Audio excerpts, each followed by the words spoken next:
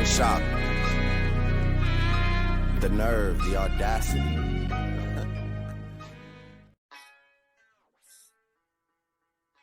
Hello, everybody. Welcome back to the Audacity Podcast. You know who it is. It's your boy, Marvin.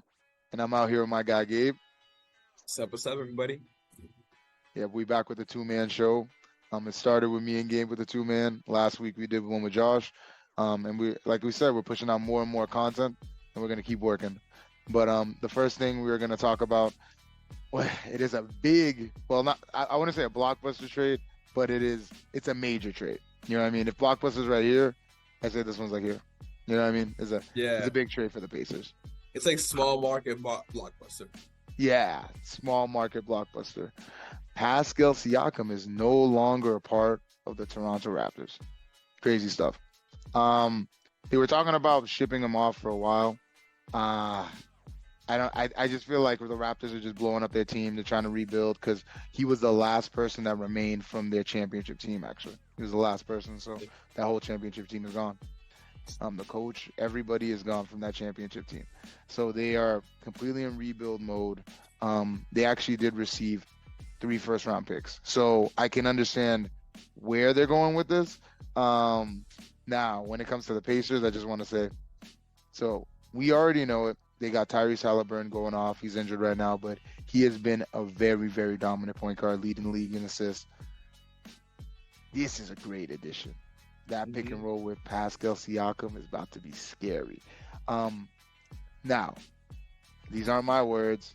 I'm not going to take credit for this. I was watching ESPN. Some analysts were saying they could see them going up to the 3rd seed. I don't know if they're going to get up that high, but this is a great pickup. This is a great pickup for them right now. It's a great pickup even for the future because Siakam's 29. He's in his prime years. 28 to 32, that's usually the prime years for the NBA. He's ready right now. I'm not saying, I fear the Pacers at all. As a Celtic fan, I'm like, yeah, okay. But if you're in the middle of the pack, anywhere from the 3rd seed to 8th seed, you might be in trouble. If I'm the Celtics or Bucks, I wouldn't worry about the Pacers. No. Even the Miami Heat might have some issues with the Pacers, though. You know what I mean? So it's like, they can make some noise because that offense, number 1 offense in the league. That offense is crazy. Terrible defense, but great offense. And they just added Siakam. Everybody knows Spicy P. Spicy P is a hooper. He's a hooper. So. Yeah, Gabe, go ahead. From Cameroon, Siakam. Here are the details of the trade, so we're on the same page. So basically, Pascal Siakam going to the Pacers, and the Pacers are sending Toronto Bruce Brown, Boston, born and raised. So we love Bruce Brown. I've been talking for a little while. I wanted Bruce Brown, and the Celtics will happily take him at any time. Jordan Nwora, okay, and then as Marvin mentioned, 3 picks, which I think is a good trade on both ends. At the end of the day, I think the Raptors, they're smart. They hit their limit. Let Scotty Barnes have room to continue shining even more and more. I kind of even noticed in the beginning, the Raptors have been playing with no energy. Siakam's numbers have been kind of down a little bit this year. At least in the beginning of the season, they were down a lot. They had no really will to play, and it makes sense because they're not going to win anything at this point.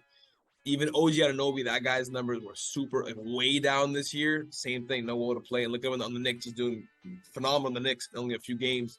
I love it, but I think that this is a difference. Like Siakam's not a phenomenal shooter, but first of all, he has championship peggree. He's probably one of the biggest small market stars. He's not a superstar, but he's definitely a star.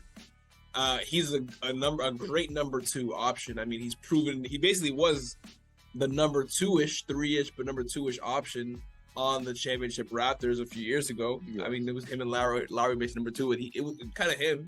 He's super long, hard to guard, smart player, has very few flaws in his game offensively because he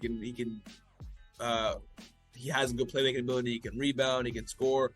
He's hard to guard. Like, he's extremely long. I mean, he has that length that I always talk about, that 6'9", 6'10", super long player that is really hard to just, to guard. They can drive, they can shoot. So again, 3-pointers, he's not amazing at, but he's had his moments where he's had kind of some good seasons. But I'm very excited for this. If you look at the Indiana Pacers, I think they will hit the 3rd seed.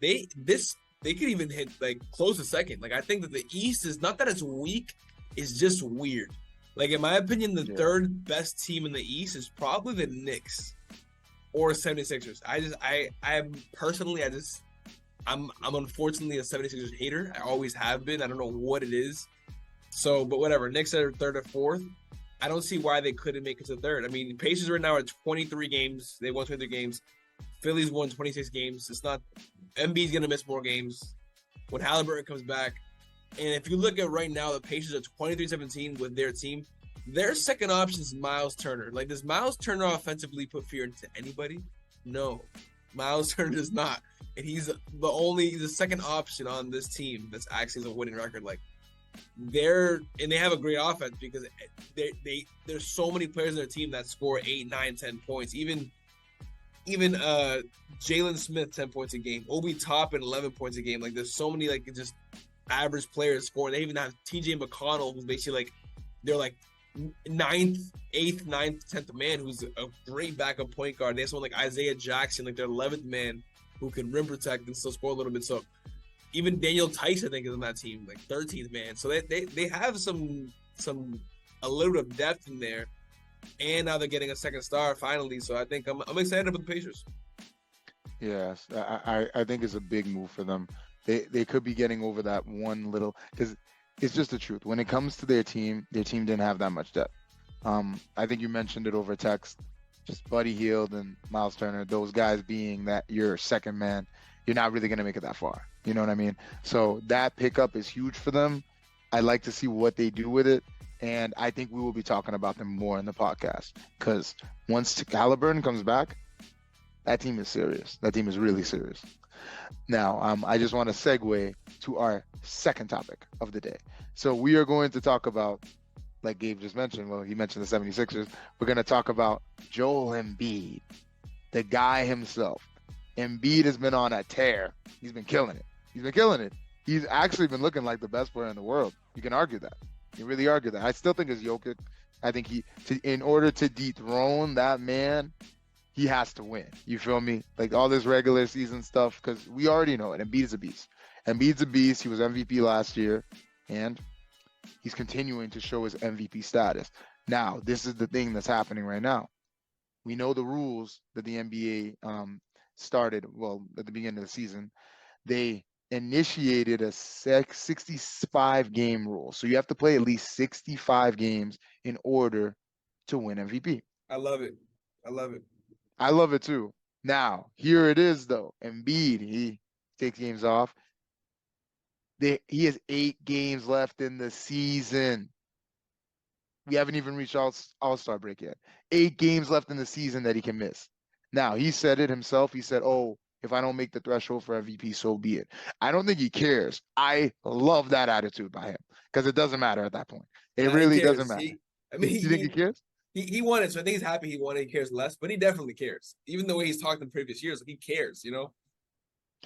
I know what you're saying. I think I know what you mean. I will agree that he cares less. There probably is a part of him that does care, but he doesn't care enough to force his way into making that minimum. You know what I mean? Right. He has 8 games left. Like he will sit those 8 games gladly. He'll be like, nah.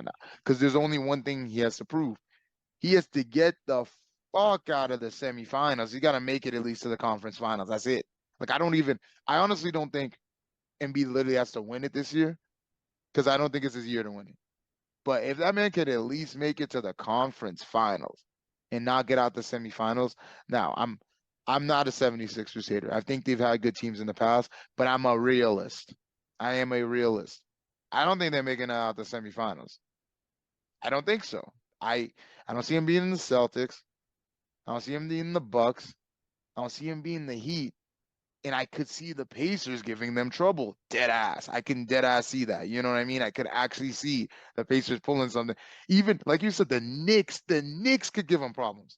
Jalen Brunson could wax that ass. What? I agree. I mean, Heat, Knicks, Pacers, like they're gonna face one of those teams, and it's not gonna be an easy series. They might get bounced round 1. I mean, they probably won't, because that is possible though. But because Maxey and all that, and I mean, my issue with Philly is that they're always just above average, always underperform.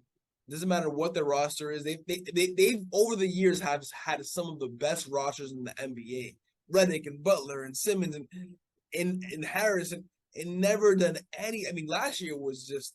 I'm still disappointed with how they just dropped the ball against such an underperforming Celtics. I just can't believe it to this day. Like seeing what happened, and it's not just Harden's fault. It's not just Embiid's fault. It's like it's a whole organization. Like especially Embiid. At the end of the day, yeah, you're the best player on the team. If you figure it out, you get the ball and you demand the ball and you do what you got to do. You're MVP. Do it. Like that was a pitiful performance. But let's see what they can do this year. I mean, like, people talk about the Heat, right? Like the Heat last year blew everyone's minds. Nobody expected that. But the difference is that they're the Heat. They're like the grittiest, most well-coached team in the league. It's just different. Like no one expects 76 to overperform. They're gonna perform where they're at or under. That's where they're at, you know? Yeah, exactly. It's the culture. It's the culture. The Miami Heat culture, they work really hard. They're hard-nosed. You know how it is. Pat Riley has those guys working. The 76ers culture is kind of like, you know how they have that reputation. Even when it comes to their fans and stuff, they have a weird rep. Just, I don't know. They just don't necessarily make it. I can't remember like the last time like a 76ers team actually did what they were supposed to do. You know, even when they had Jimmy Butler, they didn't get Marvin, it done. can I ask you a question? Yeah. We did not plan on talking about this. Do you think that Shea Gilgeous-Alexander can win the MVP this year? I think he has a chance. I think he got a solid chance. Especially if Embiid doesn't make the minimum games, he could have a solid chance. Because OKC, I think OKC is a really, really, really talented team, but OKC is just so young. And you know how it is. Shea's just so much better than everybody else. Don't get me wrong. Those guys are super talented. But he actually has a chance because, one, he has, I don't know what it is about the media. Yo, the media loves this kid. There's some, what is it? Like Bill Simmons was saying that he's a Celtics diehard. He was saying that he would pick him over Tatum. Like Like he's a top five player. And for yeah, MVP or like just to have him on the team? oh, for you saying Tatum's not top five and that Shea was. Yeah. I understand why he's saying that.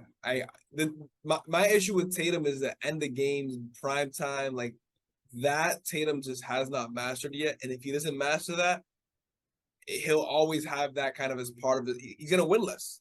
He's gonna win less unless he figures out how to close out games effectively. Not just one game drop 51 points and then every other game a mediocre. Like you can't just be great all season every year and then at the end of games always mess it up, always make bad decisions, always settle for like that's where like legitimately legends are made. That's where you got the Dwayne Wade's, Kobe Bryant's, the Damian, even the Damian Lillard, even though he hasn't won, he's known for his clutchness. Even something like De'Aaron Fox last year, it was known for how clutch he was. Like you need to have that if you're the number one option in the team, unless your team is just that dominant, which will work for a lot of teams. But when you run into someone like the Bucks, who's also extremely dominant, then what? You can't just steamroll through them. You're gonna have 2 or 3 bad shooting nights, and then what are you gonna do? That's when like the cold-blooded killers come out, and I'm worried about the Bucks because of that reason. Like because you could talk about record all day, all these things, their defense and the Bucks. At the end of the day, when it's the playoffs and you gotta walk up to Middleton and Lillard and Brook Lopez and all these dudes, like it's not gonna be an easy win at all to face a team like that. No, I understand where you're coming from. I get where you're coming from. I still think Bill's crazy just because when it comes with Shea, I think he hasn't proven anything yet. Right. Yeah. But I understand what Bill was trying to say. Bill was saying, oh, okay, Tatum has always been a part of a good team, so he never had to carry the load that Shea has had to carry. Yeah. But I feel like that's part of the reason why like Shea's look so good is because OKC until recent years was kind of ass. Now they finally reached that point, you know, you have the young people, you get the draft picks, you worked with what you got, you developed, you rebuilt correctly. Okay, we got a bunch of young guys, we're actually good. You know what I mean? But that's what I mean about the media. You've seen the recent power rankings, what happened with the recent ones. Before OKC lost last night, they had OKC above the Celtics, but the Celtics got a better record. You know what I mean? And that's just it. The media really, really likes the kid, but this is what I'll say, because I I wouldn't say I was an SGA hater, but I thought he was overrated for a minute. This is Yeah, the one time where I will say, I'm eating my words. That man is not overrated. That man is exactly what people have been saying he is. yeah, He is really him. He is really him. He's nasty. No, he's not better than Tatum. Those guys are the same age. yeah, Tatum has accomplished more, you know what I mean? But I do think right now, yeah, he's more of an MVP right now. Like yeah, Tatum, yeah, his yeah, team yeah. is stacked. You know what I mean? Right, Tatum's right, team right, is right, right. stacked. Everybody else is stacked. He's doing that like what like is Chet his second best player? You know what I'm Yeah, saying? Like yeah, yeah. I mean, you but at the end of the day, though, like people like what's shiny and new. They like that he's kind of came yeah. out, but what he's doing this year was pretty similar to what he was doing last year. Yeah, he's doing better this year than last year, but the difference is San Diego Celtics, they have an elite big man. An elite big man changes everything. Porzingis has changed the nature of the Celtics. When he doesn't play, you can see the difference in Boston when Porzingis does not play. Like just the Yeah. defensive presence, the inside presence is hard to guard. You got like it's way harder. Chet Holmgren is the truth. Can we just talk about Chet Holmgren for a second? Like No, yeah, let's Chet go. Holmgren and this man is gonna put on weight. Like look at him, you're gonna see him in 4 to 5 years. That man's gonna put on some weight. He's gonna be kind of like AD, like that kind of like size, like skinny but like a little more bulky. Like Chet, I love seeing that man play. He plays so hard, knows the defensive rim. He can shoot. He can score. He's smart. Like I love it, and that was literally what OKC was missing. I love OKC as a team, and if OKC goes number one this year in the West, I man, it's either like 4 or 5 games up. They Shea can win it. Shea's gonna finish his year top 3 MVP. It's gonna be Shea's gonna be up there. Of course, Jokic, Giannis, unfortunately, are always gonna be up there. Mm-hmm. Tatum will probably be up there just because his boss is gonna be good, be 4th or 5th. But I really think it's gonna be Shea, Giannis again, or Jokic. And then maybe if it beats him out plays, which he probably won't play all the games he's played, then of course Embiid would be in there too. Yes, no, I agree. I agree. I think that list is perfect. I completely agree with that list. Um, I would like to see what happens, like who ends up with MVP.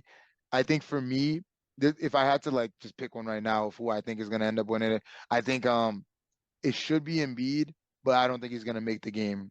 I don't think he's gonna Yeah, reach the I minimum think he knows he's not going to make it. You know. because of that. I wanna say Jokic is gonna win it. I might I would not be shocked though. Like SGA is like right behind him. I think I could easily see him winning it, but it's gonna Yeah. be a battle because voters fatigue. Right, Voters right. It's a real fatigue thing. got SGA just because of that. And Just then because of that whole. one more thing, Marvin. I know another topic I hadn't told you about, but Oh no, I'm go thinking ahead. about it. The Los Angeles Clippers, like, first of all, I'm very happy for James Harden. I'm very happy because people just counted him out so bad that people will take off the court drama and just discount a player. Like, oh, John Morant guns, he's done. Like, it's like, bro, like you saw what John Morant did when he came back. Kyrie Irving last year, oh yeah, Kyrie Irving's Kyrie Irving. James Harden, oh yeah, like whatever. He's being this, being that. Then let's be real. He got exactly what he wanted again. He's on a contending team. He's playing incredibly. He changed his game a little bit too. He's scoring like again. He's looking more like James Harden than he did last year. Actually, I think he's better this year. Like I like the way he's playing this year more. He can really play with anybody. Like James Harden, like I don't know if you heard the comment about him saying, "Oh, I'm a system." He is, but he still can play with anybody. Like, who has he really? What team has he played on that he made it worse? None of them. Like I Yeah, actually really like James Harden. He has to, of course, the same thing with Tatum. That extra thing at the end of the playoffs and the games doing better. Or at least James Harden. Hey, at the end of the games, you're choking up at scoring. You don't have to score. Go facilitate. Like he needs to at some point put his ego down and figure out a way to win. And I think the Clippers are the real deal. I think the Clippers are the number 2 team in the West. In my yes, opinion, the I number 2 agree. team in the West. I It agree. goes Nuggets, Clippers, and then we can talk about the Thunder and Wolves and all these teams that are I, overperforming I right now. I know they're not performing to the highest level, but I would have the Suns still number 3 personally. Yeah, they're inching back up. They're in a 3-game winning streak. They got Beal back, so yeah, Yeah, no, yeah. Last game, Durant was playing defense, bro. He's playing defense, locking people up. It's crazy. I love it. Oh my God. But what is it? I know we're about to wrap things up. Right before we wrap things up, I just want to bring this up. So I've been watching some college basketball. I've been keeping up with USC. I've been watching Bronny James particularly. So Bronny James recently got his first start last game and he went 0 for 7. Did not score a point. 0 for 7. averaging about 4 points per game. He has been underplaying. He had a 15-point game though, and a 10-point game this season. There's been a lot of pressure on him. LeBron's been at the games. Literally the last game where he didn't score, he was there, or maybe the game before that it was. I don't know. But either way, Bronny got some work to do. I'm about to watch it. It's going to be on at 10 o'clock. I'm hoping that he's going to get some buckets. I'm hoping that when this comes out, people will be like, "Ah, he hooped. What is he talking about?" But yeah, I just wanted to bring that up. And yeah, that's pretty much it for the podcast for today. We got like a shorter one for you guys. We're just keeping it going. But as you know, Gabe was out here today. Gabe, do you have anything to say to the peoples? I love the Barney James scouting report. I'm excited, man. I love basketball. Keep watching this game. It's really fun. And let's keep it up, man. Yes, sir. But yeah, thank you for rocking with us. Thank you for doing our thing. Our Audacity podcast. We out. All right.